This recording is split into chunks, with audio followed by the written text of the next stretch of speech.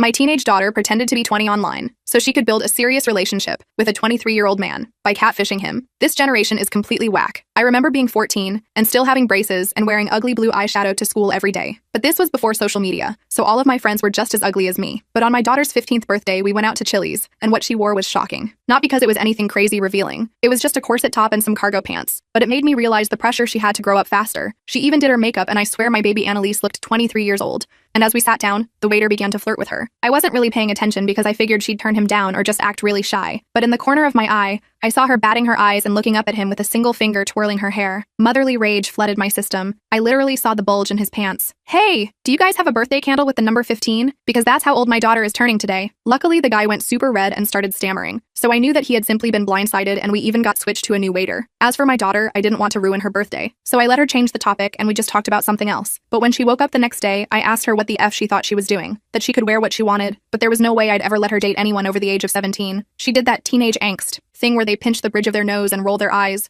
like it was the most original move in the book. So I grabbed her phone and unlocked it with her facial recognition. This time, something in her eyes changed. She begged me not to go through it. It was a good effort, but not good enough. Honey, I love you. And if you were a mother, you'd do the same thing. I then walked into my room and locked the door. There wasn't anything too bad. I did find what people call thirst traps on her TikTok, but her account was private and her following was mostly girls. The worrying part was her Instagram. There were bikini pictures plastered everywhere, with extremely sexual songs and angles. The most disturbing part was they were all taken on vacations that I took her on. Except I, obviously, hadn't taken any of the photos. In her texts were a bunch of guys from her high school that she was very obviously leading on, but amongst them all, one stood out. She had no mutuals with him, and in his bio was the name of a nearby university. My heart dropped. They had met a few months back, when she was 14, after she had met him in a cafe, and they texted for months before it suddenly stopped a few weeks ago. Well, first I needed to make sure that my suspicions were correct. I handed her back the phone and pretended like I was too old to have been able to find anything. I literally saw her smirk, and she even apologized for flirting with the guy yesterday. That night, I went to the guy's college. It was a pretty small campus, and it was a Saturday, so I figured that he couldn't be far. That's when I saw him, outside a frat house with Greek letters, completely topless, DJing with a bottle of beer in his hand. I walked up the stairs and tapped him on the shoulder.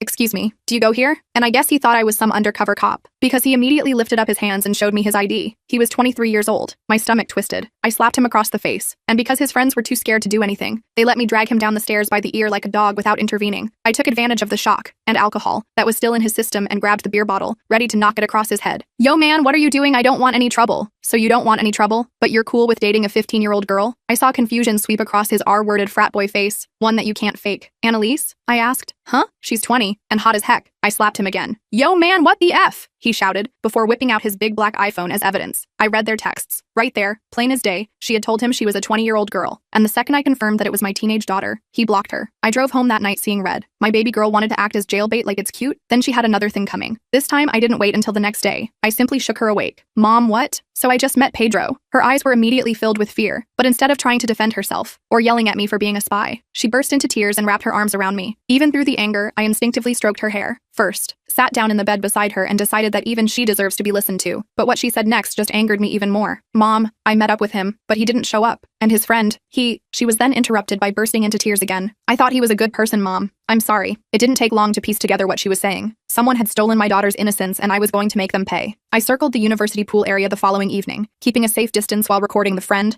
Marcus's predatory routine through my phone's zoom lens. He leaned in close to a petite blonde girl who couldn't have been more than 18, whispering something that made her giggle nervously, her cheeks flushing. His hand slid from her back to her waist with practiced ease, pulling her closer as if testing boundaries. I zoomed in, capturing every moment of his calculated manipulation, my blood boiling as I recognized the same tactics Annalise had described. The blonde's friend approached, looking concerned, and Marcus immediately switched his demeanor like flipping a switch, stepping back slightly and adopting a casual, almost brotherly stance. The performance was Oscar-worthy. As soon as the friend wandered back to the snack table, he was right back at it, this time offering the girl another drink from a silver flask he pulled from his pocket. My stomach churned violently as I watched him add something to her cup when she glanced away at a commotion by the diving board. This was the exact playbook he'd used on Annalise. I'd seen enough. I pocketed my phone and marched toward them, channeling every ounce of maternal fury in my 5'6" frame. Just as I approached, a burly fraternity brother with a crew cut stepped directly into my path, his muscled arms crossed over his chest. Hey, you don't look like a student, he said, eyeing my mom jeans and sensible shoes with suspicion. Who are you with? I hadn't planned for this obstacle. I'm looking for my nephew, Pedro Martinez, I improvised, forcing a casual smile. He told me to meet him out here. The guy's eyes narrowed skeptically. Pedro Alvarez? He's inside. Great, thanks, I said brightly, attempting to step around him, but he shifted to block me again, his movement fluid despite his size. Actually, why don't I take you to him? He gripped my arm firmly, not enough to hurt, but enough to make it clear I wasn't getting past him alone. I glanced back at Marcus, who was now leading the blonde girl toward a side door of the house, his hand possessively on the small of her back. My window of opportunity was closing fast. Fine, I conceded, allowing myself to be escorted back inside the crowded, beer-soaked house. The frat brother guided me through rooms packed with dancing students, his hand still firmly on my arm. When we reached the kitchen, Pedro was nowhere to be seen among the beer pong players and couples making out against the refrigerator. Looks like he stepped out, the guy said, his tone making it clear he knew I'd invented the connection. Maybe you should come back another time. I nodded, feigning defeat,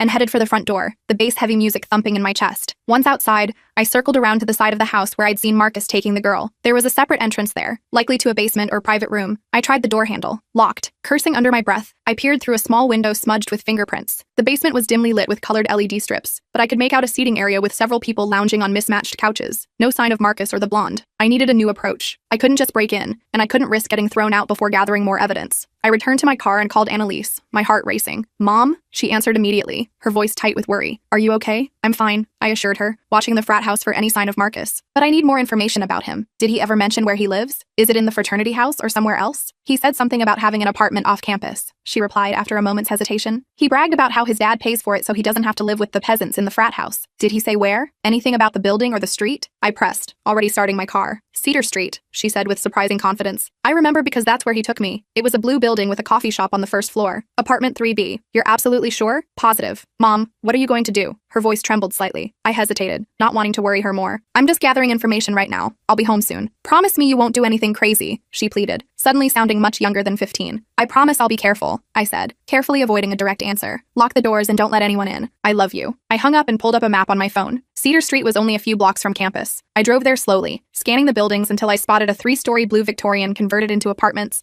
with a darkened coffee shop on the ground floor. I parked across the street and waited, watching the entrance, the car's heater barely cutting through the evening chill. My plan was simple. Confront Marcus directly, record the conversation, and get him to admit what he'd done to Annalise and other girls. It wasn't foolproof, but it was all I had. Around midnight, a group of people approached the building, laughing loudly and passing a bottle between them. Through my car window, I recognized Marcus's athletic build among them, his arm wrapped possessively around the blonde girl from the pool. She was stumbling slightly, leaning against him for support, her movements uncoordinated in a way that seemed more than just hammered. 3 other guys followed them, their raucous laughter echoing in the quiet street. My heart raced with renewed anger. This wasn't just about Annalise anymore. That girl was in danger right now. I got out of my car and crossed the street, approaching the group as they reached the building entrance. Marcus, right? I called out, my voice steady despite my racing pulse. He turned, confusion crossing his face as he tried to place me in the dim streetlight. Do I know you? No, but I know you, I replied, stepping closer until I could smell the whiskey on his breath. I'm Annalise's mother. His expression shifted from confusion to recognition to fear in quick succession. The blonde girl looked up at him through unfocused eyes. Who's Annalise? She mumbled, her words slurring together. Nobody, Marcus said quickly, then turned to his friends. Guys, take Brittany upstairs. I'll handle this. One of the other men took the blonde's arm, but I stepped forward, blocking their path. Brittany, do you know these men? I asked her directly, trying to make eye contact. She blinked slowly, swaying slightly. Marcus is in my psych class. We're having an after-party. She's fine, Marcus snapped, irritation flashing in his eyes. Just had a few drinks. Mind your own business. Like you minded your own business when you drugged my 15-year-old daughter? I kept my voice low but intense, watching his friends' reactions. His friends exchanged uncomfortable glances. Yo, Marcus, what's she talking about? One of them asked. A tall guy with a baseball cap pulled low over his eyes. She's crazy, Marcus insisted, his casual demeanor slipping. I don't know any 15-year-olds. I pulled out my phone and showed them the screenshot I'd taken from Pedro's Instagram, a photo of Marcus with his arm around Annalise at what looked like a campus cafe. This is my daughter. She's 15. You gave her a drugged drink and tried to assault her 2 weeks ago. The atmosphere changed instantly. One of Marcus's friends let go of Brittany's arm and stepped back, his expression troubled. Dude, is that true? He asked Marcus, who was now visibly sweating despite the cool night air. Of course not, Marcus sputtered,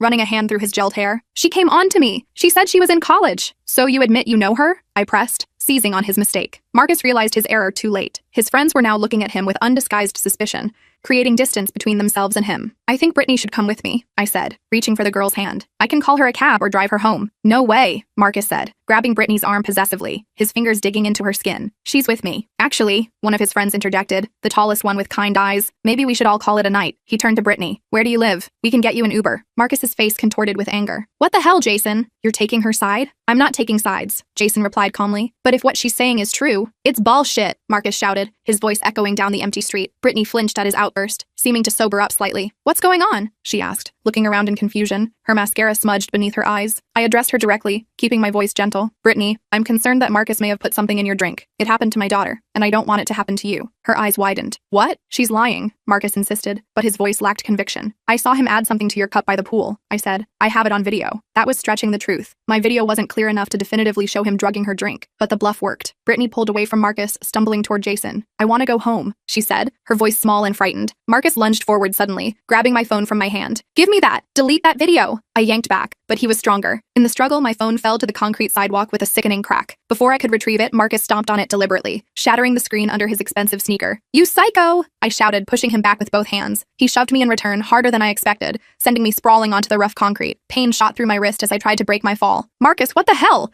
Jason yelled, stepping between us. You can't hit someone's mom, man! She's threatening me! Marcus shouted, his face contorted with rage. She's been stalking me! Jason helped me to my feet while another friend held Marcus back, struggling against his attempts to break free. I'm calling the police, I said, cradling my throbbing wrist. Go ahead, Marcus sneered, his handsome face ugly with hatred. Tell them how you've been following me around campus, harassing me. See who they believe, a respected student or some crazy helicopter mom. He had a point that made my stomach sink. Without my phone and the video evidence, it would be my word against his. And he had friends who could back up his story that I'd approached him aggressively. Jason seemed to sense my dilemma. Look, he said quietly, leaning close so Marcus couldn't hear. I've heard rumors about Marcus before. This isn't the first time. Then help me, I pleaded. That girl needs to get home safely, and my daughter deserves justice. Jason nodded, his expression resolute. I'll make sure Brittany gets home okay. He hesitated, then added, and I know some other girls who've had experiences with Marcus. I can put you in touch with them. It wasn't everything I wanted, but it was a start. I gave Jason my email address, and he promised to contact me the next day. As I drove home with a broken phone and throbbing wrist, I realized this was going to be harder than I thought. Marcus was protected by his friends, by his father's money, by a system that often failed to believe young women, but I wasn't giving up. When I arrived home, Annalise was waiting up for me, pacing the living room in her fuzzy pajamas, her face pale with worry. Mom, she cried when I walked in. I've been trying to call you for hours. What happened to your wrist? I explained everything, finding Marcus, the confrontation, my broken phone, and Jason's promise to help. This is all my fault, Annalise said, tears welling in her eyes. No, I said firmly, taking her hands in mine. What Marcus did, what he tried to do, that's not your fault. Yes, you made some poor choices, but he's the adult who tried to take advantage of a young girl. That's on him, not you. She nodded, wiping her eyes with the sleeve of her pajama top. So, what do we do now? Now, I said, summoning confidence I didn't entirely feel. We build a case. We find other victims, gather evidence, and make sure Marcus can't hurt anyone else. The next morning, I took Annalise to school myself, making her promise to come straight home afterward. My wrist wasn't broken, just badly sprained according to the urgent care doctor. So I wrapped it tightly and went to work with a new burner phone I'd picked up on the way. By lunchtime, I had an email from Jason with contact information for 3 other young women who'd had encounters with Marcus. All were college freshmen, all described similar experiences. Drinks that tasted strange, memory gaps, waking up in Marcus's apartment confused and disoriented. None had reported him officially. One girl, Vanessa, wrote that she'd tried to tell her resident advisor,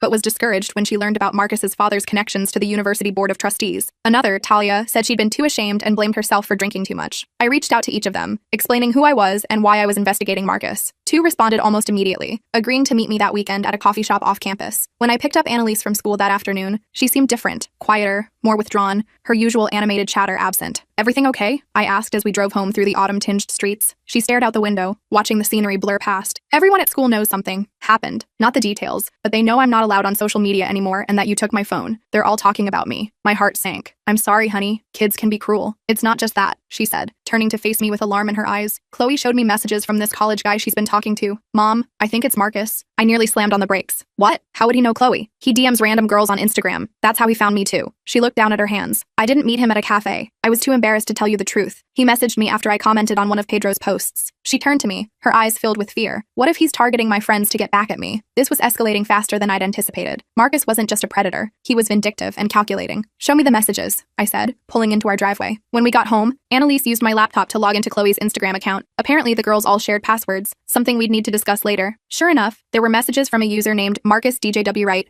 complimenting Chloe's photos and asking where she went to school. Call Chloe right now, I instructed. Tell her everything. Make sure she blocks him immediately. While Annalise called her friend, I checked my email again. There was a new message from Jason. Marcus knows you're talking to people. He's freaking out, threatening anyone who speaks to you. Be careful. He has a temper. I forwarded the email to my personal account and deleted it from the laptop, not wanting to worry Annalise more than necessary. But I was worried. This was no longer just about getting justice for what had happened.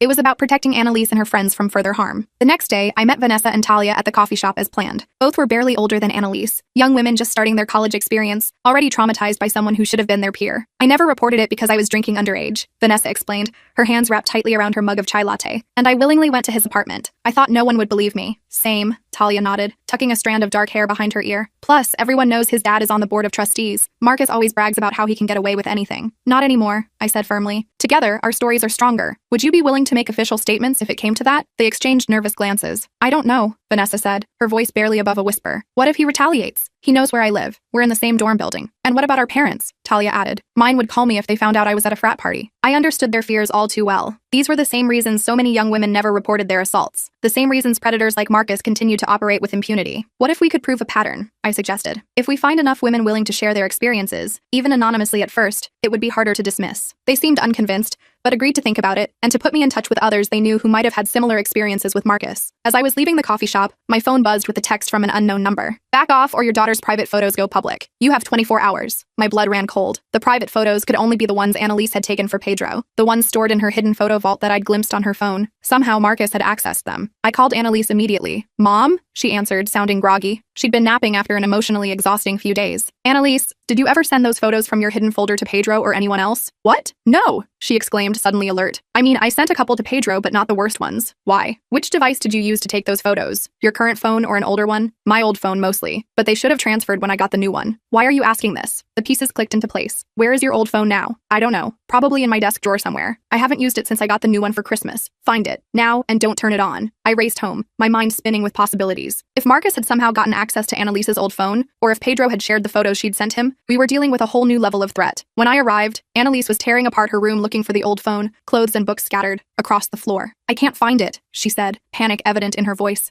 Think, Annalise. When was the last time you remember having it? She sat on her bed, concentrating. I used it as a music player for a while after I got the new one. I might have taken it to school. Could you have left it somewhere? Lost it? Her eyes widened with sudden realization. The party at Megan's house last month. I brought it to play music, but I was using Megan's speaker. I remember setting it down somewhere and then she trailed off, her face paling. I don't remember picking it up again. Who was at that party? I asked, dreading the answer. Just kids from school. And she hesitated, twisting the hem of her shirt. Some of Megan's older brother's friends from college. The connection was too coincidental to ignore. Was one of them named Marcus? Annalise shook her head. I don't think so, but I wasn't paying attention to her brother's friends. They were hanging out in the basement, and we were upstairs. I showed her the threatening text. Someone has your old photos, Annalise, and they're using them to try to stop me from investigating Marcus. Her face crumpled. Mom, I'm so sorry. This is all my fault. No, I said firmly, pulling her into a hug. This is not your fault. This is what predators do. They find vulnerabilities and exploit them, but we're not going to let them win. I texted back the unknown number. Distributing explicit images of a minor is a federal offense. Do it, and I'll make sure you spend the next decade in prison. The response came almost immediately. Try proving it was me. Meanwhile, your daughter's reputation will be destroyed. Final warning. I showed Annalise the exchange. We need to get ahead of this, I said. If he's threatening to release those photos, we need to prepare. How? She asked, her voice small and frightened. First, we tell your school counselor what's happening, not about the photos specifically, but that you're being harassed and threatened by an older man. Second, we contact the police about the threats. The police? Annalise looked terrified. But what if they see the photos? They deal with cases like this all the time, I assured her, with more confidence than I felt. Their job is to protect you, not judge you. Before we could discuss further,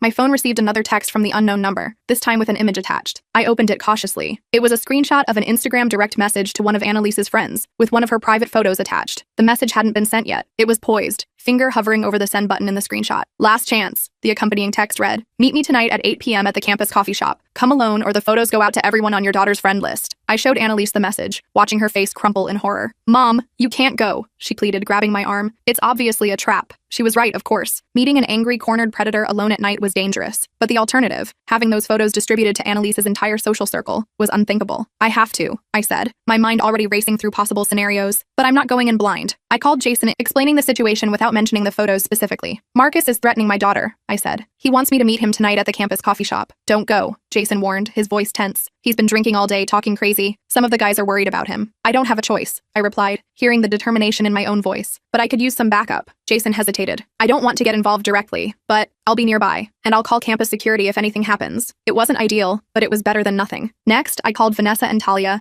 asking if they'd be willing to be in the area as witnesses. They agreed, reluctantly. Finally, I prepared Annalise for the worst-case scenario. If those photos do get out, I told her, holding her shoulders gently, we'll face it together. It won't be easy, but it won't be the end of the world either, and we'll make sure everyone knows who's really responsible. She nodded, tears streaming down her face. I wish I could take it all back. The photos, the lies, everything. I know, honey. I hugged her tightly, breathing in the familiar scent of her strawberry shampoo. But we can't change the past. We can only deal with what's happening now. At 7:30 p.m., I drove to campus, my heart pounding against my ribs. I'd prepared as best I could. I had a new phone with recording capabilities, Vanessa and Talia would be at a table nearby, and Jason had promised to keep an eye on the situation from outside. I'd also left a sealed envelope with Annalise, containing printouts of all the evidence I'd gathered about Marcus, with instructions to take it to the police if I didn't return by 10 p.m. The campus coffee shop was busy with students studying for midterms, providing some security in numbers. I chose a table near the back, positioning myself so I could see the entrance but also had a clear path to the emergency exit if needed. At exactly 8 p.m., Marcus walked in. He looked terrible. Unshaven, bloodshot eyes, clothes rumpled as if he'd been wearing them for days. He spotted me immediately and made his way to my table, dropping into the chair across from me with casual arrogance. You should have minded your own business, he said without preamble, his voice low and threatening. My daughter is my business, I replied evenly, meeting his gaze. And so are all the other girls you've drugged and assaulted. He leaned forward, the smell of whiskey heavy on his breath. You have no proof of anything. It's your word against mine. And trust me, at this school, my word carries a lot more weight than yours. Is that why you're threatening to distribute child pornography? Because you're so confident in your position? His eyes narrowed. I never said anything about pornography. You have no proof I sent those texts. I don't need proof, I said, keeping my voice steady despite my racing heart. I just need people to start asking questions. And they already are, Marcus. Vanessa, Talia, Brittany, Jason, they're all talking. How many others are there? How long before one of them goes to the police? I could see the calculation in his eyes, the realization that his carefully constructed world was beginning to crumble. What do you want? He finally asked, his voice barely audible over the coffee shop chatter. I want you to leave my daughter alone, leave her friends alone, and get help before you hurt someone else. He laughed bitterly. That's it? A slap on the wrist and a promise to be good? No, I said, meeting his gaze directly. That's just the beginning. I also want you to tell me exactly what happened the day Annalise came to your apartment. His expression darkened. Nothing happened. She showed up looking for Pedro. I gave her a drink. We talked. Then Pedro called her, freaked out about her age, and she left. End of story. You drugged her drink. I pressed, watching his face for any reaction. I didn't substance anyone, he snapped, too loudly. A few nearby students glanced our way. He lowered his voice. Look, even if I did, which I'm not saying, nothing happened. She left. No harm, no foul. Intent matters, Marcus. You intended to assault my 15-year-old daughter. She said she was 20, he hissed, a vein pulsing in his forehead. Everyone lies about their age. It's not my fault she looked older. I leaned forward. Here's what's going to happen. You're going to delete any photos you have of my daughter. You're going to stay away from her and her friends. And you're going to get counseling for your issues with women. He snorted. Or what? Or I go public with everything I know. I've already spoken to multiple women who've had similar experiences with you. I have screenshots of your threats, and I have a daughter who's willing to tell her story. No one will believe you, he said, but I could hear the uncertainty in his voice. Maybe not at first, I conceded. But once one person speaks up, others follow. How many victims do you have, Marcus? 5? 10? How many will it take before someone listens? He stared at me for a long moment, then abruptly stood up. This conversation is over. As he turned to leave, I called after him. I meant what I said about those photos. Distribute them, and I'll make sure you face federal charges. He paused, his back stiffening, then continued walking without looking back. I watched him leave, my hands shaking under the table. I wasn't sure if I'd gotten through to him or just made things worse, but at least I'd stood my ground. Vanessa and Talia approached my table as soon as Marcus was gone. Are you okay? Talia asked. He looked really angry. I'm fine, I assured them. Did you record any of that? Vanessa nodded, showing me her phone. Got most of it. He basically admitted to drugging drinks, even if he tried to walk it back. It wasn't a full confession, but it was something. Another piece of evidence to add to our growing collection. Outside the coffee shop, Jason was waiting by my car. That was intense, he said. I was ready to call security when he stood up like that. Thank you for being here, I said sincerely. All of you. I know it wasn't easy. What happens now? Jason asked, his breath visible in the cool night air. I took a deep breath. Now we wait and see if he backs down or escalates, and we keep building our case, finding more women who are willing to speak up. As I drove home, I felt a strange mix of fear and determination. Marcus was dangerous, cornered, and unpredictable, but he was also exposed now, his behavior under scrutiny for perhaps the first time. When I arrived home, Annalise was waiting anxiously by the window, her silhouette visible through the curtains. Mom, she cried, running to hug me. What happened? Did he agree to delete the photos? Not exactly, I admitted, but I think I scared him. And more importantly, we have allies now. Other women he's hurt who are willing to speak up. Annalise pulled back, her expression serious. I want to speak up too. If he releases those photos,